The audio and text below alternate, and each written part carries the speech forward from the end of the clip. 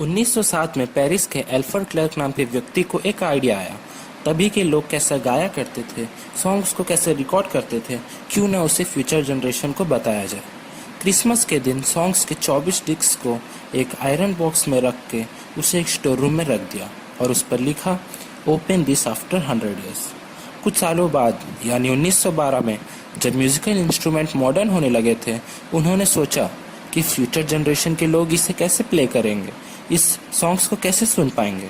तो उन्होंने एक और बॉक्स में एक ग्रामफोन और उसे यूज़ करने के तरीकों को लिखकर उस पहले बॉक्स के बगल में रख दिया।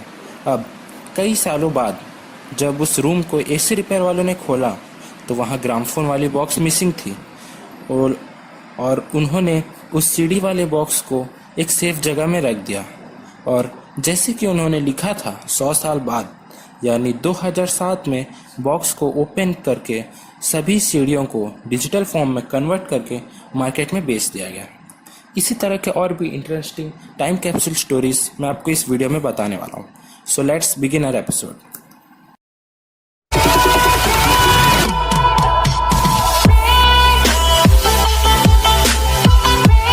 कियो स्पेस टाइम कैप्सूल। 1994 में जीन मैक फिलिप ने कियो प्रोजेक्ट को डिज़ाइन किया।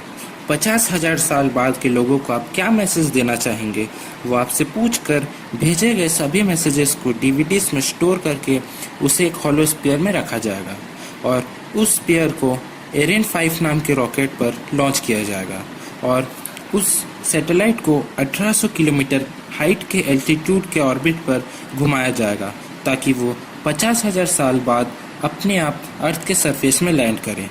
यही है प्रोजेक्ट कियो।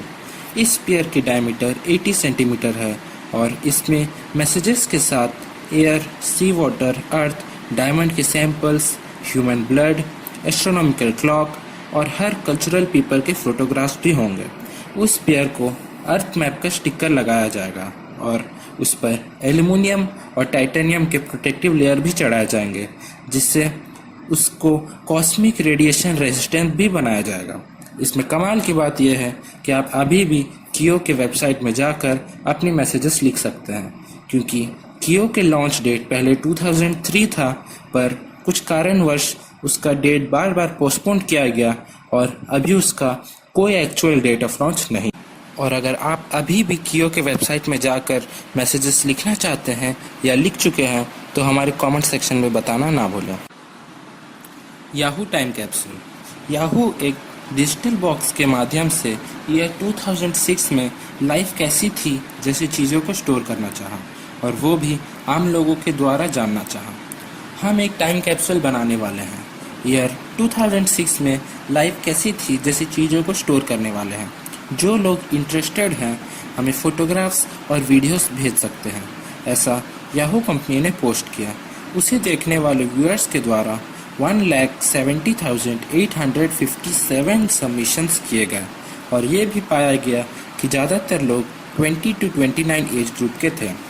इनिशियली याहू ने मैक्सिकन पिरामिड से फोटोग्राफ्स और वीडियोस को लेज़र बीम के द्वारा स्पेस में प्रोजेक्ट करके एक्सटर्नल टेरेस्ट्रियल लाइफ यानी एलियन से कम्युनिकेट करना चाहा और हमारे थॉट्स एंड फीलिंग्स को शेयर करना चाहा, पर इसके लिए मैक्सिकन अथॉरिटीज़ ने याहू को मना कर दिया क्योंकि उन्हें अपनी ऐतिहासिक स्थलों का नुकसान होने का डर था। फिर याहू को अपना आइडिया चेंज करना पड़ा और उसने सोचा कि 2020 में जब याहू की 25th एनिवर्सरी आएगी तब वो टाइम कैप्सूल खोलकर उसे सेलिब्रेट करेगा और मार्च 2, 2020 में ऑल कंपनीज मीटिंग के दौरान टाइम कैप्सूल को रीओपन किया गया। Scottish time capsule. स्कॉटलैंड में रुथवेन रोड ब्रिज के कंस्ट्रक्शन के समय वहां के वर्कर्स ने एक टाइम कैप्सूल पाया जिसमें 121 ईयर ओल्ड विस्की बोतल और सितंबर 1894 का न्यूज़पेपर भी पाया गया। अब आपको ये लग सकता है कि क्या टाइम कैप्सूल में कोई विस्की बोतल हो सकती है? हाँ, ये कोई अल्कोहल की बोतल पाना फर्स्ट टाइम नहीं है।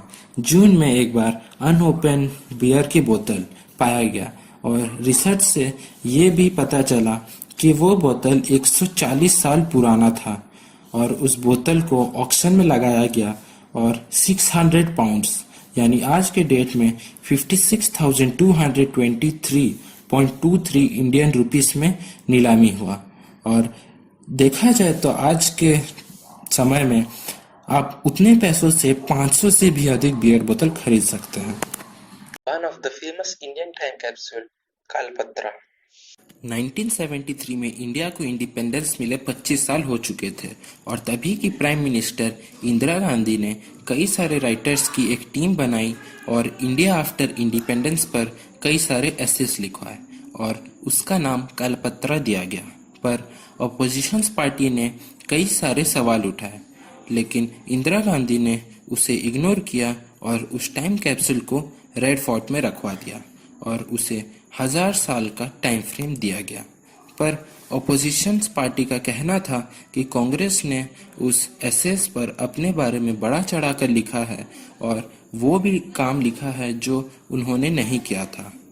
लेकिन और जब 1977 में बीजेपी ने सत्ता पाया और जैसे कि उन्होंने आश्वासन दिया था कि सभी टाइम कैप्सूल्स को रीओपन करके उसको करेक्शन किया जाएगा, लेकिन बाद में उन सभी एसेस का क्या हुआ इसकी कोई जानकारी नहीं है।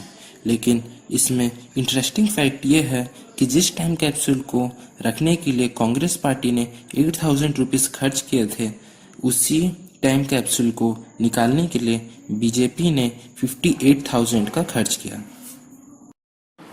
इंटरनेशनल टाइम कैप्सूल सोसाइटी जो एक यूएस का यूनिवर्सिटी है जहां पर टाइम कैप्सूल्स की स्टडीज की जाती है, उनका कैलकुलेशन कहता है कि दुनिया भर में 10,000 से 15,000 टाइम कैप्सूल्स हैं और हमारे इस वीडियो का 100 लाइक्स का टारगेट क्रॉस होने पर इसी वीडियो का पार्ट 2 रिलीज किया जाएगा, जिसमें हम इसी तरह के और भी कई ज़्यादा इंटरेस्टिंग टाइम कैप्सूल स्टोरीज को कवर करने वाले हैं।